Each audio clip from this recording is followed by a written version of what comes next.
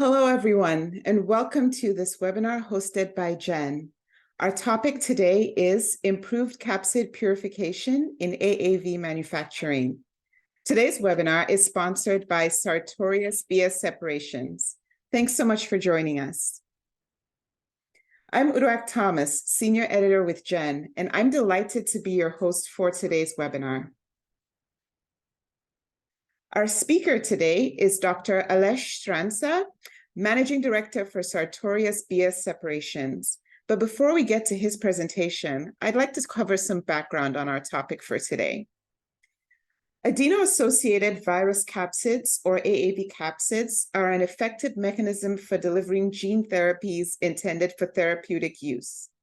A critical production step is the separation of full capsids from empty ones, which are considered a product-related impurity in downstream processing. Partial and heavy AAV capsids in gene therapy products are problematic due to the potential carryover of host cell DNA and plasmid DNA fragments. In large-scale vector manufacturing, separating full and empty capsids requires high-resolution chromatography media and scale-to-scale reproducibility. To qualify chromatographic columns for separating capsids, it's important to use column release criteria that are based on the specific AAV elution profile. In today's webinar, you're going to hear about various chromatographic methods to consistently separate empty, partial, and full capsids in large-scale AAV manufacturing. You'll also hear about the simultaneous high reproducibility columns by Sartorius BS Separations, which have better resolution and use narrow acceptance criteria to ensure consistent results. Before we get started with the presentation, I'd like to remind you that we'd love to take your questions following our main presentations. At any time during the presentation today, you can enter a question in the Ask a Question panel on your screen. All right, I'm going to hand things off to Aleš now to start the presentation. Thank you so much.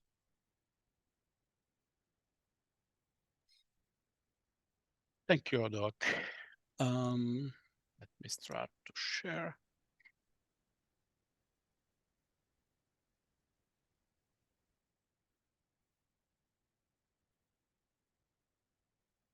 Yeah, hopefully everything works and you can see my slides. Everything works. Everything Excellent. works. Thank you. So, yeah, I'm Aleš Štrancar. Will be presenting to you today the seminar, which was announced. Yeah, thank you for taking part on our seminar, and hopefully you can get some useful information for your future work. Just very shortly about BS Separations. We are now for more than 20 years acting in gene therapy. We started the company with the aim to serve gene therapy, meaning especially to try to purify viral particles, especially viral particles which are sensitive to shear forces and big DNA molecules.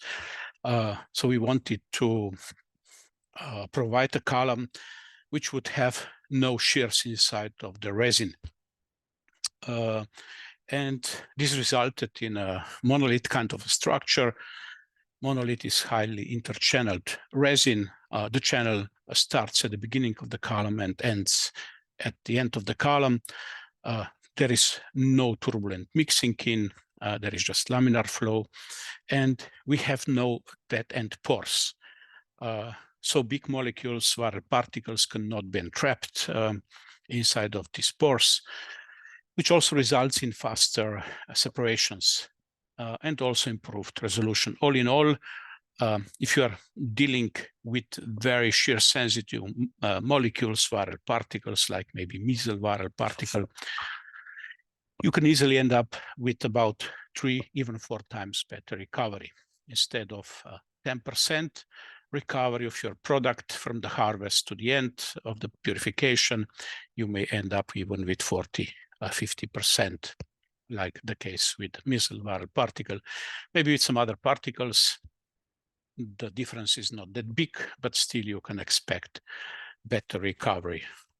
For big molecules, very big molecules like big DNA, IgM proteins, big RNA, and especially for viral particles, we can also provide better capacity, which means you can shrink the size of your column to purify the same amount of your product by a few times, but with vaccinia viral particle even by 100 times, meaning instead of 100-liter column, you'd be using just 1-liter column to purify your product. All this would end up with a much lower price to manufacture your product, being a gene therapy product or novel vaccine product. The second part of our family, product family, would be analytical solutions. First of all, the columns, monolithic columns packed with just the same monolithic resin, which prevents carryover. They also perform much faster. In many cases, you can also get sharper peaks, and due to no eddy diffusion, due to no entrapment and low diffusivity to the pores, as there are no pores, you can also count on better resolution. The columns can be connected with just any liquid chromatography system in order to provide some novel approaches to the analytics, especially to the analytics of viral particles. We also decided to design new kind of liquid chromatography unit, which we call PATFIX.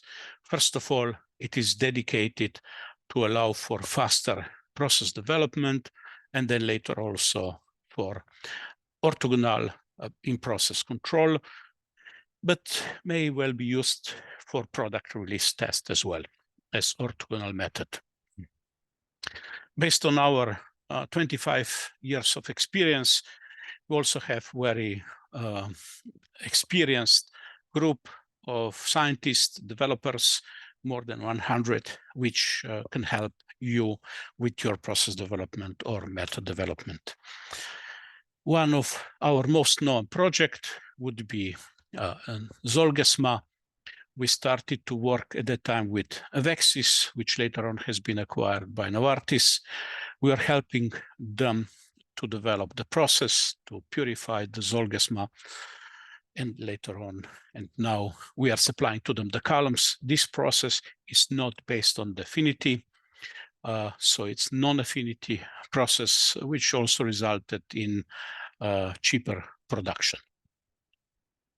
And now going to the AAV manufacturing process.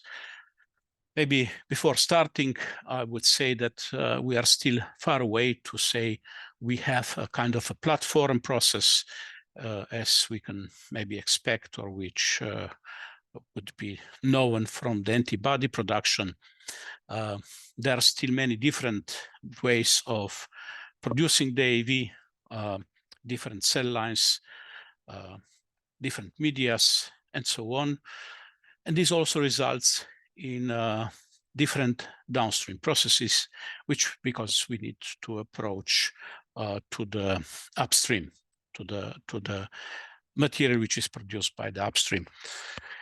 So the best would be if we would be able to express the AAV to burst out of the cell, which means we would need no cell lysis after the USP process.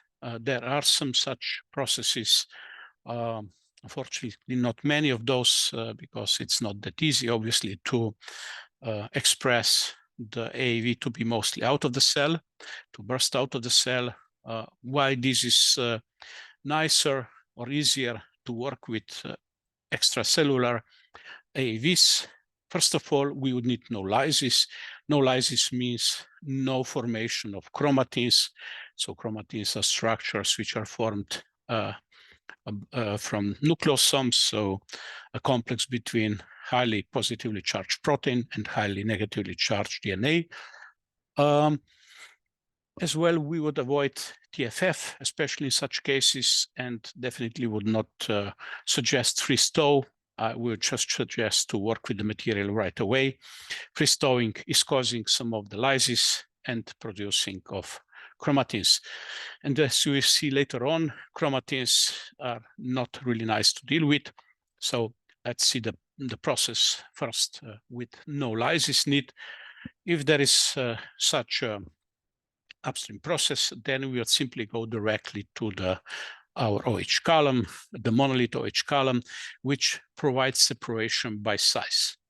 Such OH column with addition of some salt would bind just the particles, being the AAV and some potential other particles, but all the host cell proteins, all the DNA would be in the flow through. Of course, before we need to filter the cells out. And then with linear gradient or step gradient, we'd be eluting different particle fractions. The AAV fraction, we would then load to the second column, which of course can still be affinity, but we prefer the cation exchanger, where we remove some further impurities, and then at the end, we'd still be able to go to ultracentrifuge or one of the three different chemistries which we provide nowadays, which would be strong anion exchanger, QA, now high resolution, then Prima-S, another ligand, and Prima-T, the third ligand, and this would allow us to separate not only the empty and full, but also the heavy and the partial capsids. If you would like to dig a bit more into this process, you can download the poster from our website, notified here, or you can contact us for further details. We have been working with several such projects with some clients, and in most of the cases, we are able to recover 80% of the full capsid from the harvest to the polishing step. Yeah, it is much more troublesome and complicated to purify the AAV. If it's in the cell, it's most of the AAVs in the cell. In such case, we need to do cell lysis, and cell lysis results in much more of chromatin formation. What is chromatin? Chromatin, once again, it is a complex between highly negatively charged DNA, notified with green colors, and then the different proteins from the cell wall, being histones. And yeah, as soon as they touch together, one positively charged, one negatively, they form complex first nucleosomes, and this starts to grow. During the lysis, and especially during TFF, concentrating this stuff, we may end with very big structures, even bigger than half micrometer. Many of them would be negatively charged on the surface due to the DNA more on the surface. Some others will be more positively charged on the surface due to the histones more on the surface. If histones are more on the surface, the chromatins are also hydrophobic, so not easy to remove them nicely. They are of different sizes, of different charges, and they also like to stick to your products and make even bigger complexes. They would clog filters, and they would also clog your chromatographic columns. They would also stick to your chromatographic columns heavily, and it's not easy to remove them after they stick. If you'd like to use the column multi-times, you need to really apply a strong cleaning in place procedure. So saying that we have now the process where we need to perform the lysis, if so, we would prefer to go ahead with salt lysis. Why salt lysis? Because we have charges, and this may prevent at least partially the formation of chromatins. Sometimes we need to add some detergent. Sometimes maybe we need just to apply detergent. But in most of the cases with AAV, we would perform the lysis with 0.5 molar potassium chloride. After this, we would first address the chromatin removal. Chromatin removal we can perform by different approaches. One is flocculation. One can still be TFF and DNase treatment, having DNase treatment before starting to concentrate. Solid phase extraction is something we are trying to develop now. And if you have high productivity, high titer of the AAV, you may just simply go to the cation exchanger, which would nicely remove the chromatins. Of course, if you don't remove the chromatins before, you may need a bigger column because chromatins would occupy quite big amount of binding sites for your AAV. If you now look how the solid phase extraction would be performed, so we developed kind of special particles called Simasphere. We are still working on the production such that we would provide them sterile because under the cGMP conditions, the best way would be just to throw the particles in the harvest, wait a bit until the complexes are made, and then filter out the complexes, which would take away most of the chromatins, about 90 to 95% of chromatins. If you now look on such a sample with about 90 to 95% removed chromatins, this is now cation exchanger. So we just loaded the material, filtered after solid phase extraction to the cation exchanger at lower pH, usually at about pH 4. We perform the linear gradient. We can then switch this linear gradient to the step as well. So the peak, quite nicely concentrated peak, it's already the AAV. There are some chromatin-related impurities inside, still before the AAV. There are some nucleosomes, meaning also some chromatins below this peak, and still quite an amount of chromatins which sticks to the column and really needs harsh conditions to be removed from the column. While using cation exchanger, as already mentioned, would be cheaper. And one of the reasons why it would be cheaper, usually we see about 10% better recoveries using the cation exchanger when compared with affinity resin. And then we fractionate the AAV and we load the AAV to the next column. This was QA column where we perform empty and full separation. There is still some chromatin captured, in this case to the very strongly to the anion exchanger. So we removed the residual chromatins and we should see really nice purity with regards to chromatins. How we measure the amount of chromatins? For this, we use size exclusion chromatography.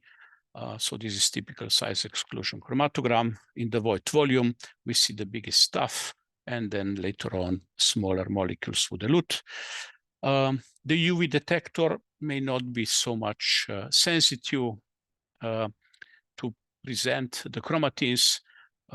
So in this chromatogram, blue means 280 nanometer UV, the red 260 nanometer UV, and the green means picogreen fluorescent. And these colors will stay the same during all my further slides. What does picogreen fluorescent mean? So to see the the DNA, which is not fluorescent, we put some picogreen to the sample. Picogreen would stick to all DNA-related impurities and would produce the fluorescent signal. So we can regard all this green area here as kind of DNA-related impurities. After Simasphere, as already mentioned, we can expect 90 to 95% removal of the chromatins. So we see the green area going down. The UV signals are already more pronounced with regard to AAV. So we start to see the AAV peak here at this spot. With cation exchanger, we further remove the chromatins. There is just a slight amount of big chromatins at the beginning. So the biggest ones, which we easily remove them. Then on the QA, this is the gene, and this is now the AAV enriched with the full capsids. So the red higher than the blue. yeah, it is getting more and more important also to remove the other viral species. So we performed together with Regenerix viral removal study, and on such QA column, we could prove that we are able to remove about 3.5 to even 5.5 logs of potentially infectious viral particles. So such a study now exists. And now we go further more to analytics. During last few years, the community is more and more aware that it is not only the empty which may cause issues with the product, but we see also the potentially even more problematic from the point of view of safety capsids, which carry a bit of host cell DNA, a bit of plasmids, or all together. So it would be important to remove not only the empties, but also the partials and heavy capsids. A powerful tool for process development is PatFix. We usually equip our PatFix with at least 3 detectors, one being UV, as already mentioned, 260 red, 280 blue. Again, this is chromatogram on the cation exchanger in linear gradient.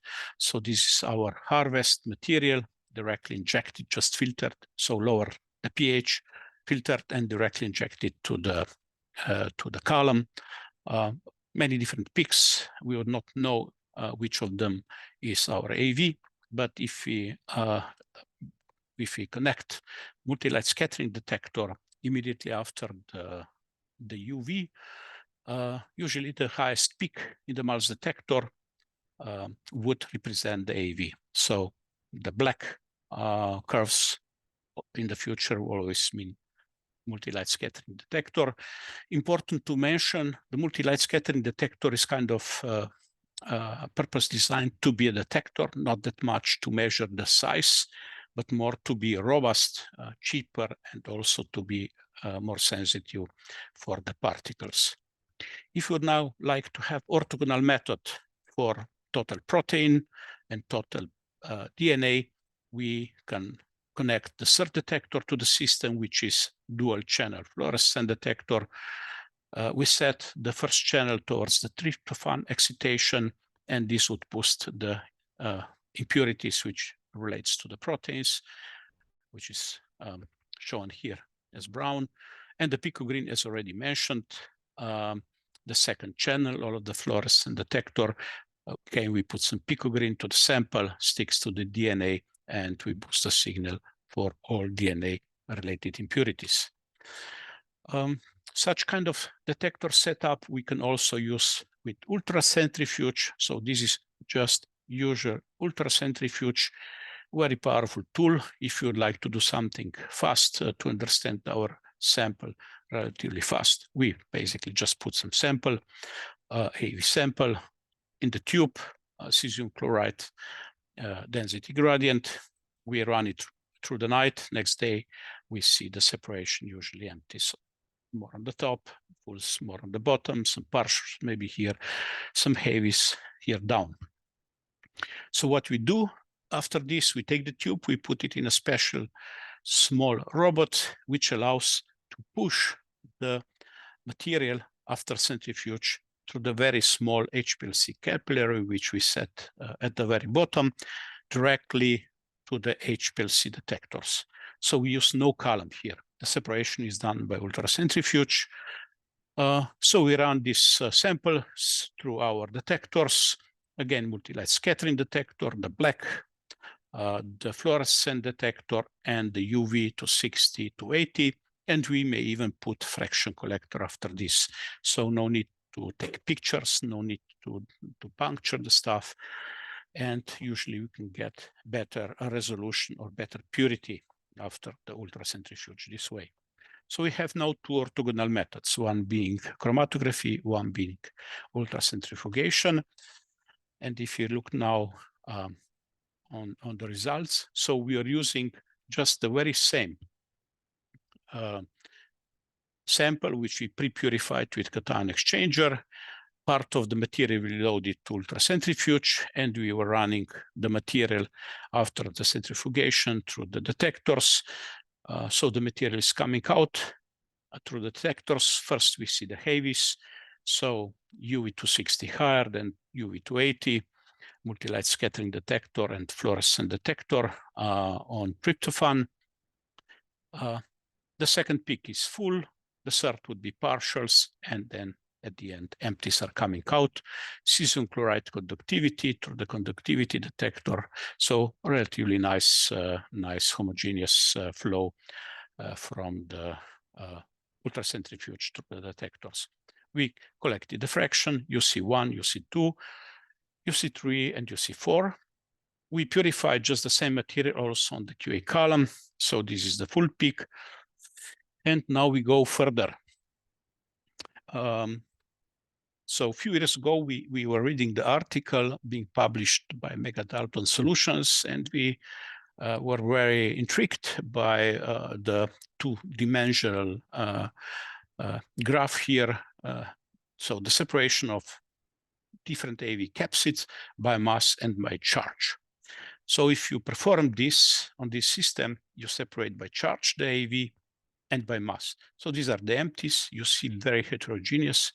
These are the partials, also very heterogeneous, and fulls, maybe a bit less heterogeneous, but still quite some. So every dot here represents one AAV and some heavies.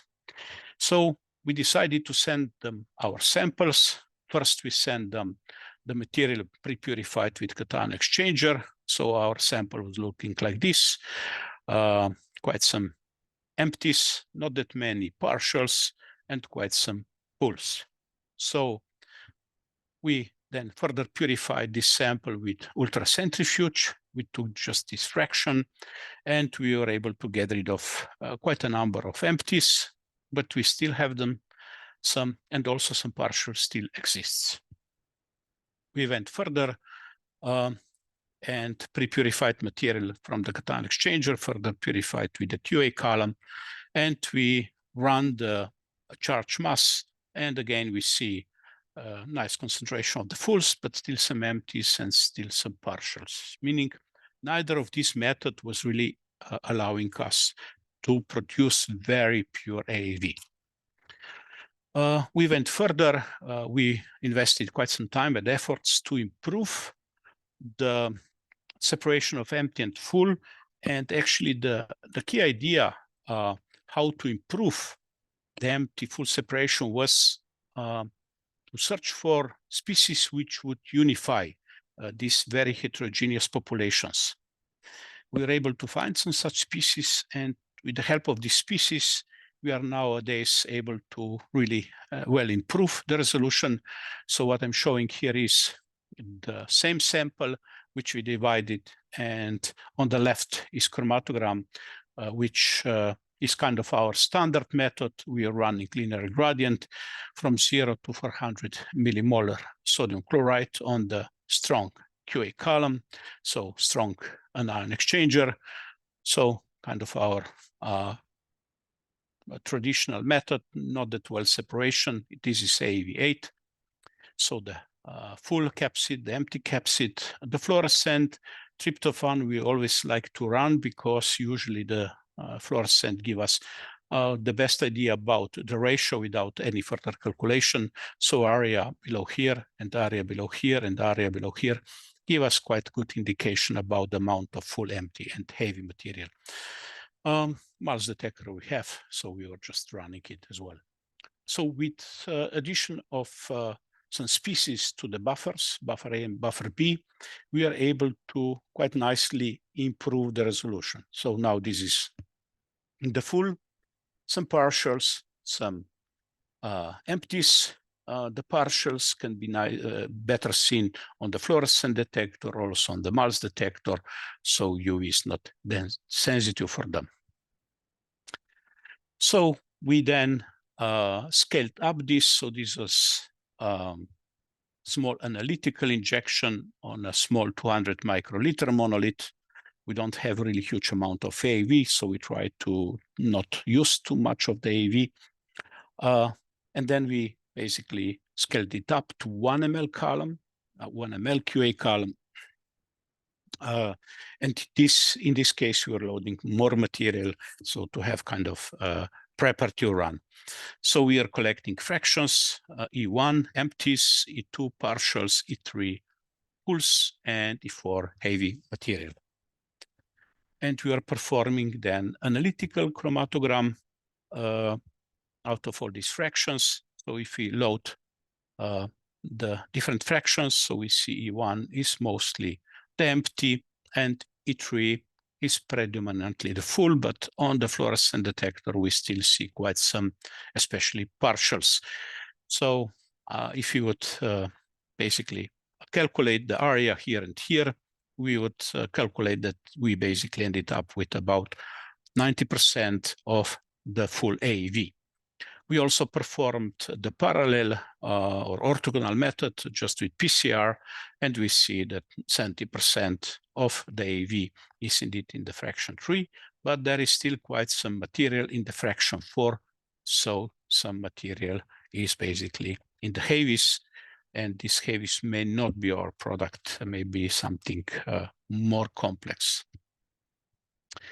Can we improve this even further? Because we would like really to get rid of especially partials with addition of the third species and running the gradient with 3 different buffers, being buffer A, buffer B, and then buffer C, which eludes the full. We are further able to improve the resolution. We are scaling up this, so we have the empty capsid very well separated from the full, and quite a number of different partials which eludes in between, and the heavy capsids would be here. We again analyzed the fractions, and maybe important to say that we are also able to at least partially separate also the fulls. So this is the full fraction E2, the full fraction E3. So E1 is really just the empty. The E2 and E3 looks quite the same, but the retention time is a bit different, as already indicated here. So we are now further investigating what these two populations could be. But more importantly, by fluorescent detector, in this case, we are able to get more than 99% of pure AAV, meaning we removed not only the empties, but we removed most of the partials and all the heavy capsids. And now going further, meaning, yes, it is good to have method to separate the empty, full, and partials downstream, but maybe something can also be done upstream already.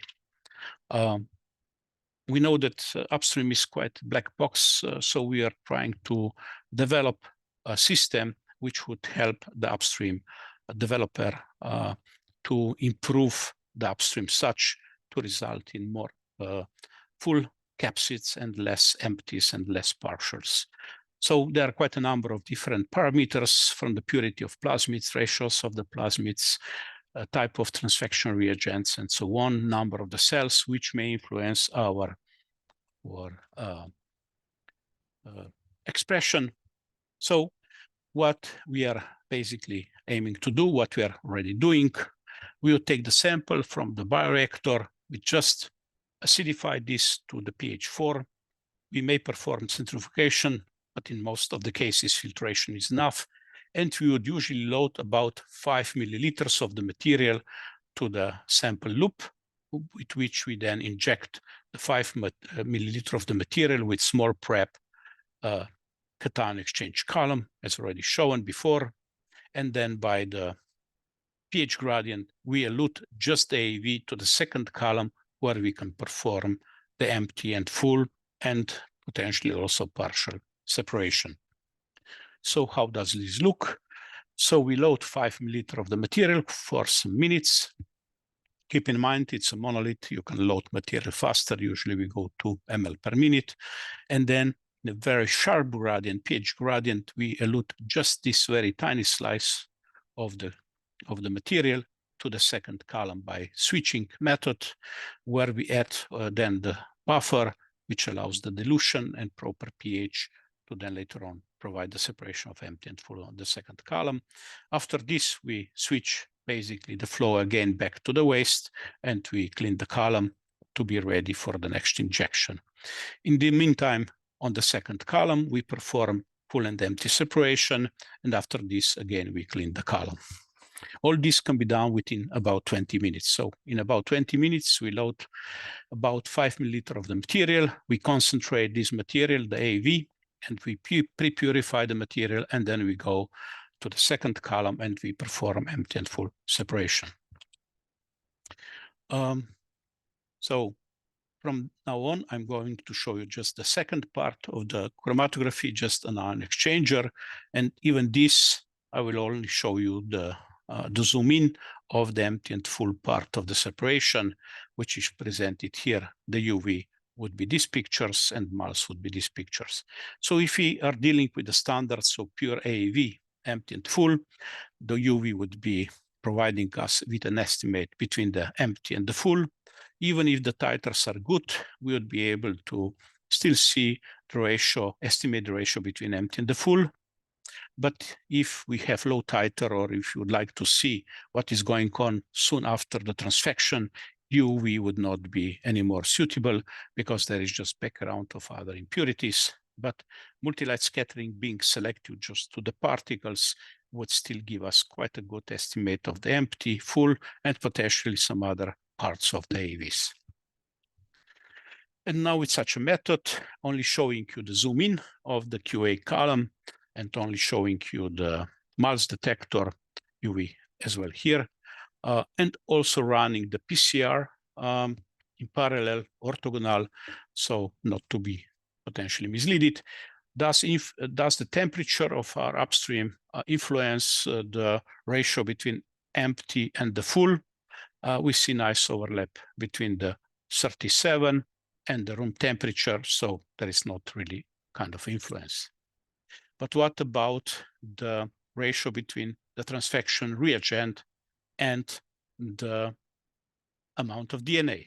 We see that different ratios are indeed causing different expression of the empties. Not really difference in the full, but different expression in the empties. If you just run the PCR, you would not see this difference. So because we also run the MALS detector, we can also see the empties and potentially some other different AAVs. We see that such a ratio is not beneficial, actually is not good, because it will only cause more troubles downstream with the purification, ending maybe in lower yields of our manufacturing. Also, the amount of the plasmid is important. If we have lower amount of the plasmids per amount of the cells, 1 million of the cells, we see that if we are changing this amount of plasmid, there is not much difference in the full, but it is huge difference in the heavies and a huge difference in this kind of, let's say, truncated AAV forms. Again, with just PCR, you don't see this difference. Only with the MALS, in addition, you may see this difference. Again, it is beneficial to work with this amount of plasmids. First of all, the purification, the manufacturing would be cheaper. You have less empties, better recoveries for the full. And secondly, you need less plasmids, which also would not be cheap. Yeah, what about using such a method for scaling up our upstream process? Can we see some differences? So these are 3 samples which we took from the shaker flask. So this is fluorescent detection. This is multi-light scattering detectors. So shaker flask and amber basically provide less fulls when compared to the biostat. So all the things were just the same, but another type of the bioreactor provided much more fulls without big change in the empties. So even the type of the bioreactor, and of course also the mixing in the bioreactor and so on, may influence the the expression of our AAV.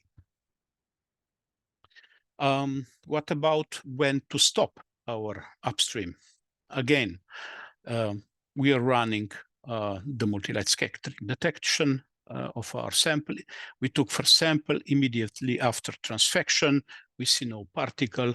After 24 hours, these are fulls, these are empties, and after 30 hours further on, and then after 48 and 72 hours. If we now plot the amount of the full either being quantified by moles or being quantified by fluorescent detector, we see that at some point of about 48 hours, 50 hours, we don't see much anymore. We don't see anymore the AAV full capsids to be expressed. There are just some more empties expressed after this time. And of course, we are producing some further impurities, and also the bioreactor being occupied for 3 days instead of 2 is quite some cost. So why don't we just end our upstream process somewhere here? Keep in mind, this is valid for our conditions, for this expression system, for this media, for this AAV. With some others, maybe this is different. Maybe you still produce AAV full after 48 or 50 hours. But it is good to know at which point of time it would be good to finish the process. Of course, you can quantify the full AAV also with PCR, but keep in mind, you need to then see if your PCR is showing the right picture, because the gene may not always be in the capsid. Here we know it is in the capsid.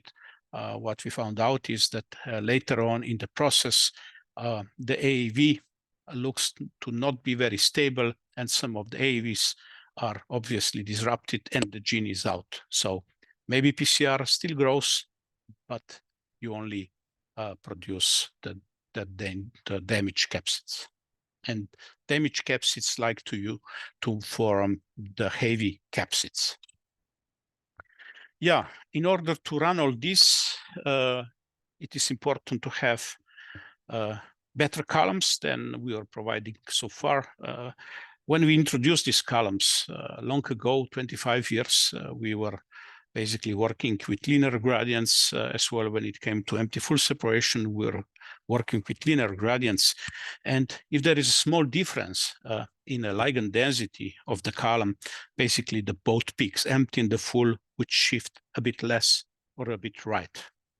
But if you would now like to perform a step gradient, of course, if the 2 peaks move left and right, you will not get a robust process. So debating for many years with CMOs especially, it was always back and forth, us suggesting to run linear gradient because things can be predicted. But at some point we decided, like almost 5 years ago, to approach the need of the CMOs and try to provide columns which are far more reproducible batch to batch and scale to scale. It took us really almost 5 years to develop everything which was necessary to now provide such columns to the market. And now we are able to provide to the market HR columns which can be used to basically allow for step gradients, either batch to batch or scale to scale, because we release these columns based on the AAV.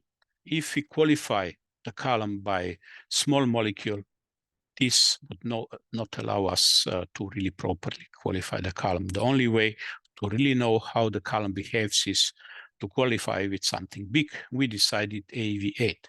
We produced quite some batches of AAV8, which allows us now to qualify the column by the criteria of the elution from the column at 92.3 millimolar potassium chloride, AAV empty, AAV8 empty capsid, plus minus 3%. So this is about 10 times better reproducibility scale to scale, batch to batch, as we could provide so far.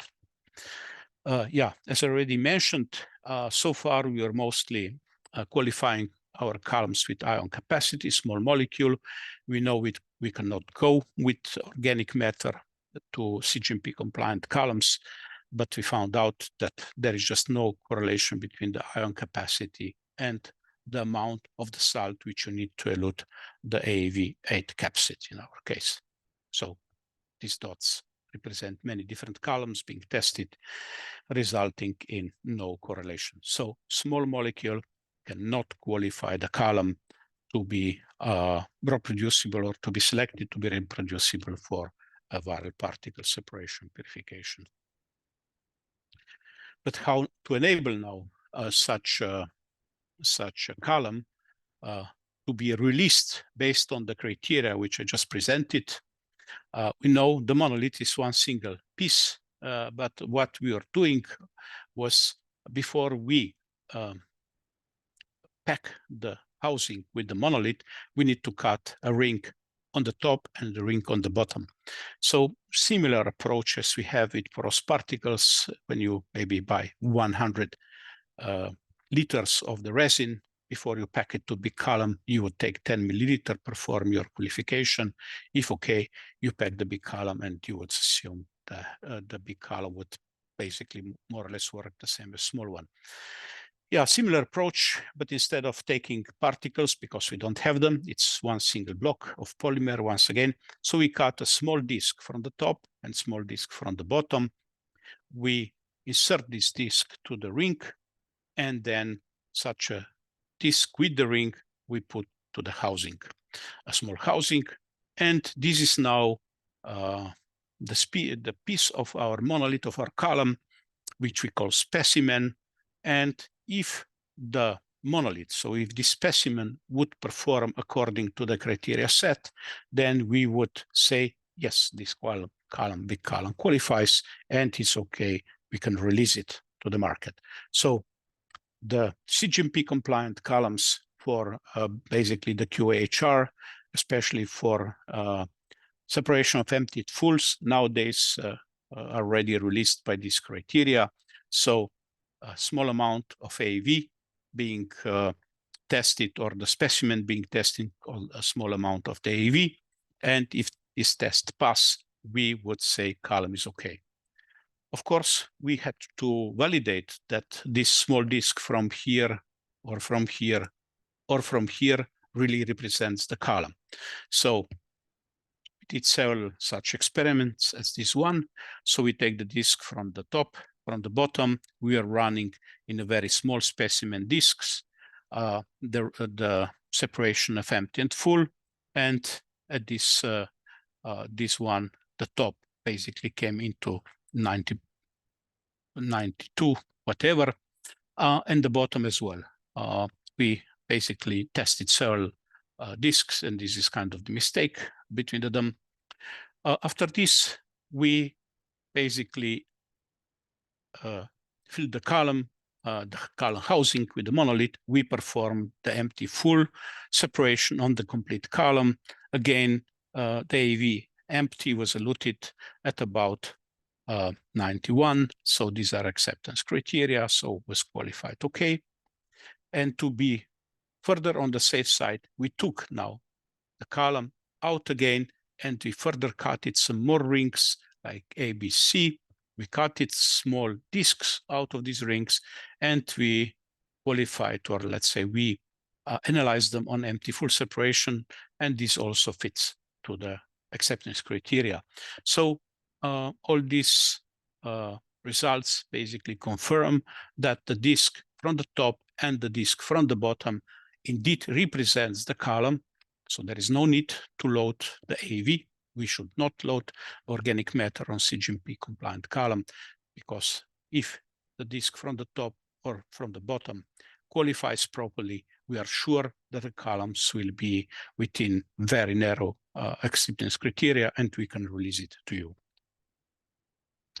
What about smaller units? So we can take specimens from 80 ml, 800 ml, and 8 liters, and we qualify them. But the smaller units are too small to take discs out, so we qualify them as complete ones. I need to point out that we had to redesign the 1 ml, 4 ml, and 8 ml housing to have smaller volume to really have just the same pattern. And if you now overlay the resolution or the separation of the AAV8 empty capsids, so different color represents different size of the column.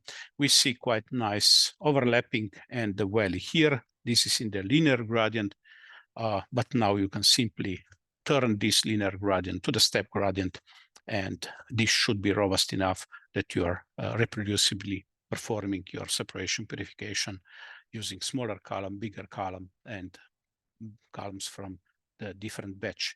Why we always run a linear gradient? Because only the linear gradient really qualifies the column properly. If you do it in step, you would never know how much of the empty you have in the full, or vice versa, how much of the full you have in the empty. So all of our qualifications are using linear gradient. Yeah, and at the moment, with the batch of AAV material, we have a release criteria of potassium chloride being 92.3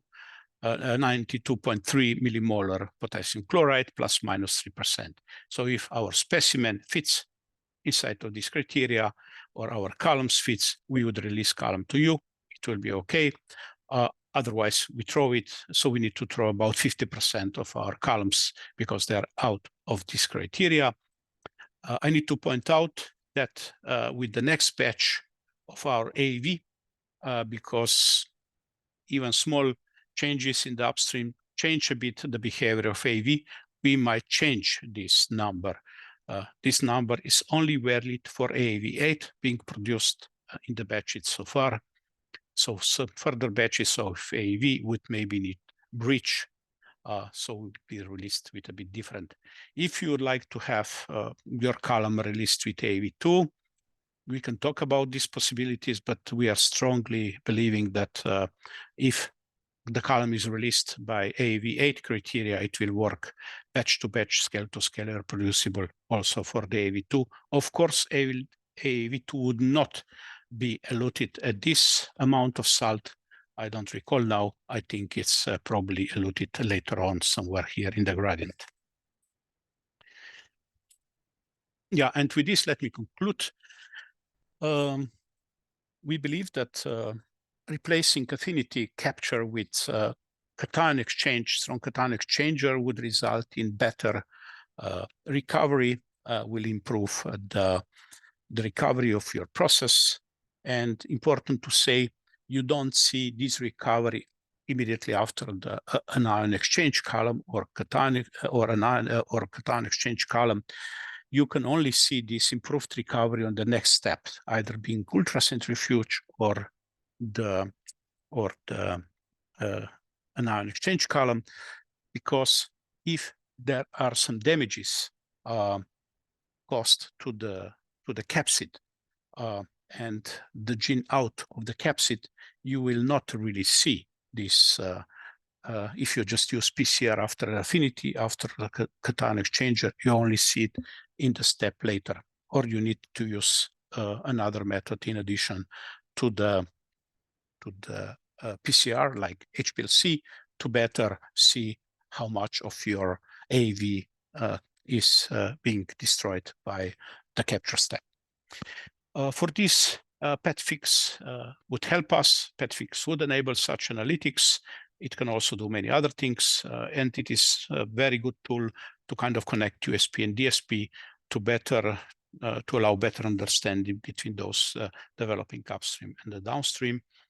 The new methods which we are now providing for the separation of empty, full, partial capsids allows for about 5 to 10 times better resolution, and also the new column line, the CQAHR, which stands for higher reproducibility, would allow for much better reproducible scale-up.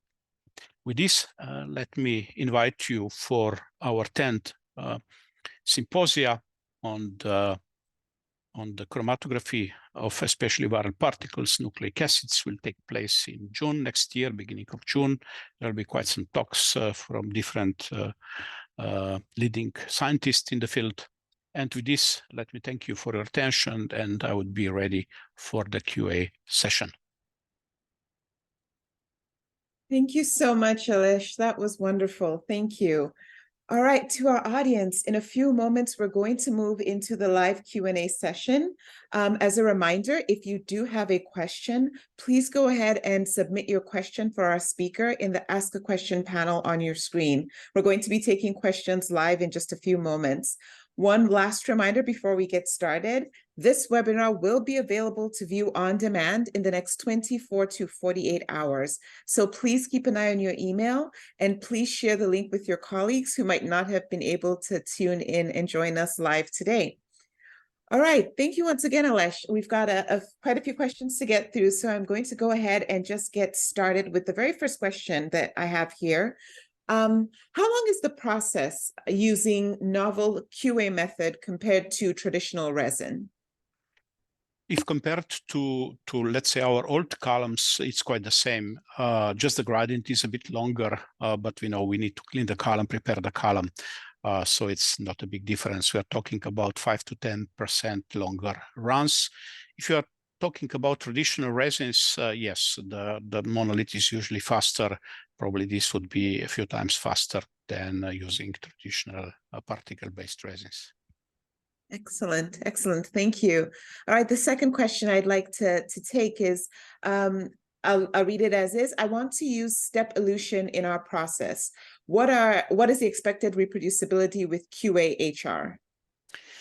Yeah, this question is not really so clear to me. I tried to answer still.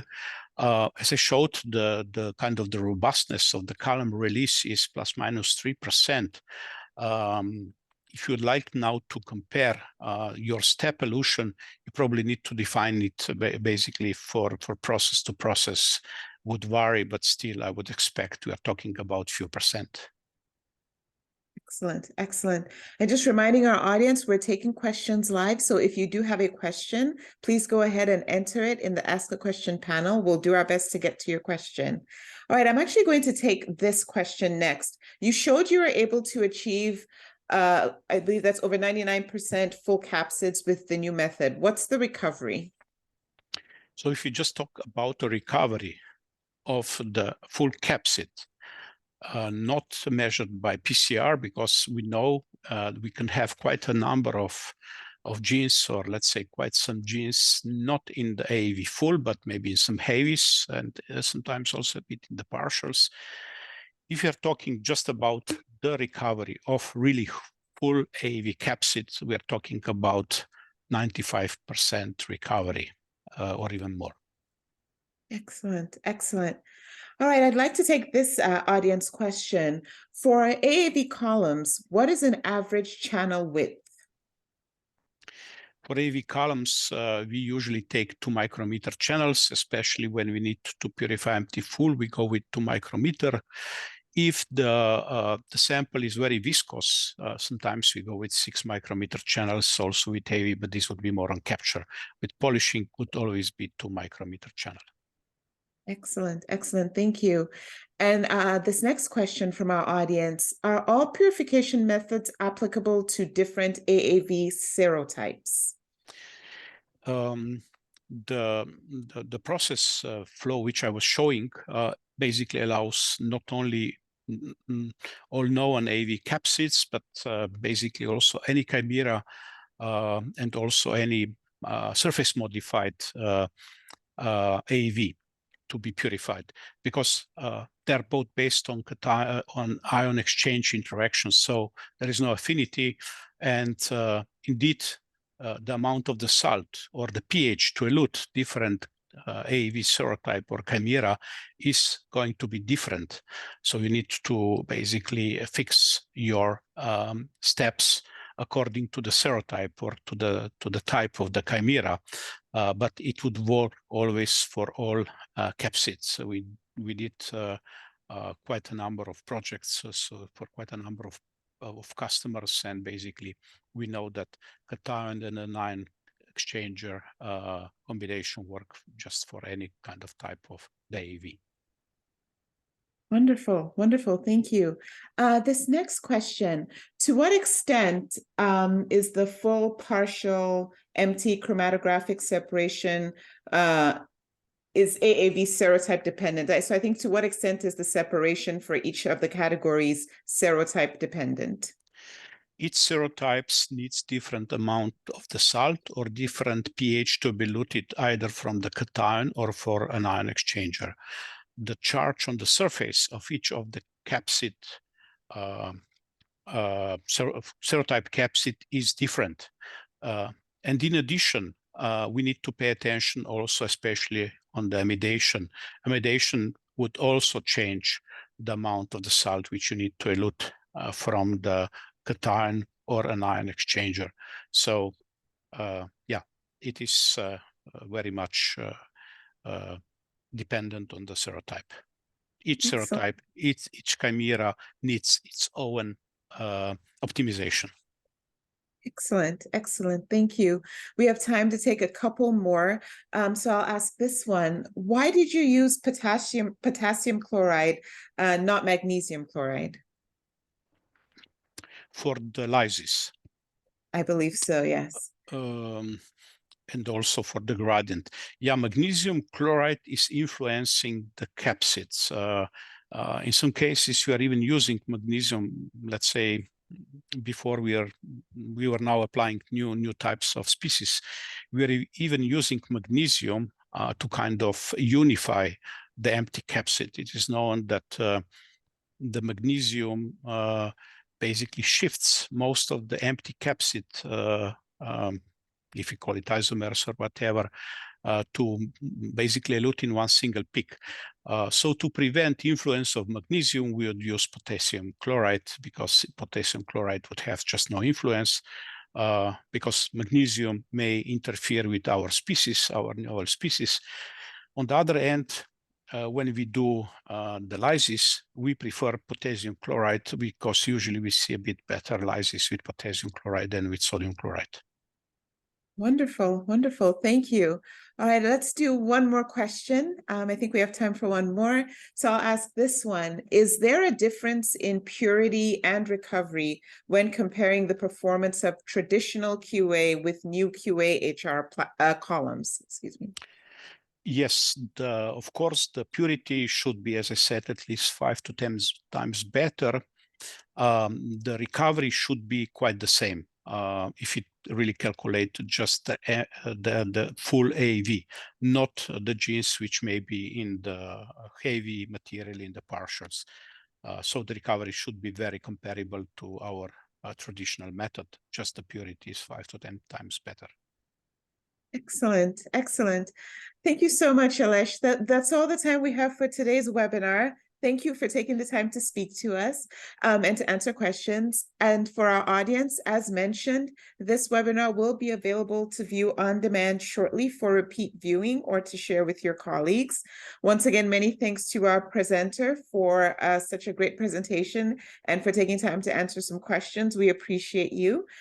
Special thank you to our sponsor, Sartorius BS Separations, for sponsoring this event. And I'd also like to shout out the Gen Multimedia Group for hosting the event. And that team is made up of Leanna Jabs, David Mosley, and Hannah Turner. And most of all, thank you so much to our audience for being here. For everyone at Gen, I'm Uduak Thomas. Thank you and goodbye for now. Thank you all and have a great day also from my end.